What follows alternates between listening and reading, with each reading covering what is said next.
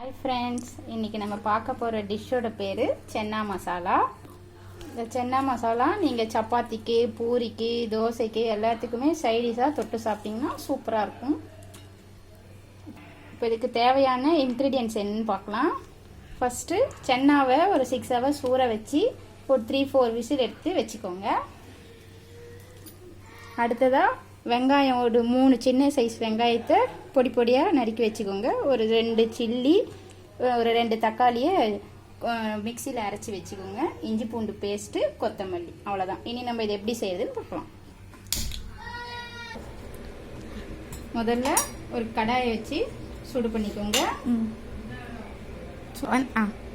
சூடு பண்ணதும் ஒரு 3 டீஸ்பூன் போல் ஆயில் விட்டுக்கோங்க.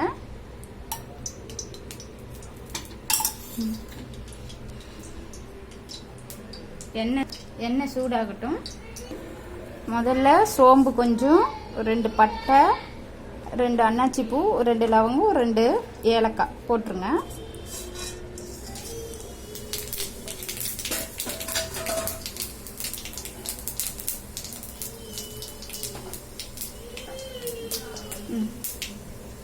நல்லா பொரிஞ்சிருச்சு ஃப்ரெண்ட்ஸ். இப்போ இதில் 2 பச்சை மிளகா, துருவி வச்ச வெங்காயம்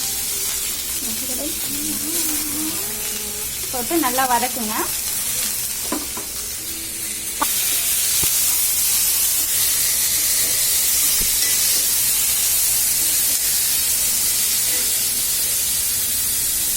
லேசா சால்ட் ஆட் பண்ணிக்கோங்க.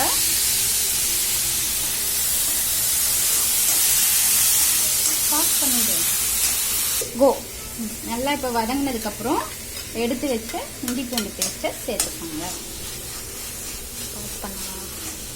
பச்சை வாசனை போகிற வரைக்கும் கொஞ்சம் வதக்கோங்க. கோ இதில் அரைச்சி வச்ச தக்காளி பேஸ்ட்டை சேர்த்துக்கலாம்.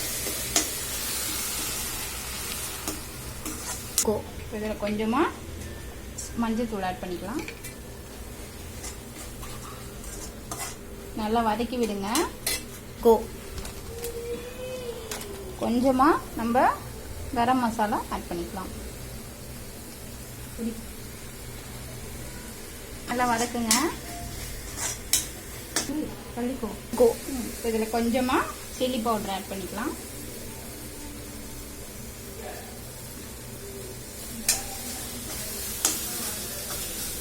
நல்லா வதக்குங்க. இப்போ இதில் கொஞ்சமாக தண்ணி ஆட் பண்ணிக்கோங்க. ஆட் பண்ணிட்டு கலக்கி விடுங்க. இப்போ இது கூடவே சென்னாவையும் போட்டுடலாம். வேக வச்ச சென்னாவையும் போட்டுடுங்க. இதில் இன்னும் கொஞ்சம் சால்ட் ஆட் பண்ணிட்டு தட்டு போட்டு மூடிடுங்க. கொதிக்கட்டும். அவ்வளோதான் ஃப்ரெண்ட்ஸ். இப்போ நல்லா கொதிச்சு கொஞ்சம் திக்காயிடுச்சு. இப்போ சென்னா மசாலா ரெடி. இப்போ நம்ம இதில் லாஸ்ட்டாக கொஞ்சம் கொத்தமல்லி இலையை தூவிட்டு ஆஃப் பண்ணிடலாம். முடிஞ்சிருச்சு. அவ்வளோதான். இதோ நம்ம சென்னா மசாலா ரெடி ஆயிடுச்சு. நீங்களும் இதே மாதிரி செய்து டேஸ்ட் பாருங்கள். டேஸ்ட் பார்த்துட்டு எப்படி இருக்குன்னு சொல்லுங்கள். தேங்க்யூ.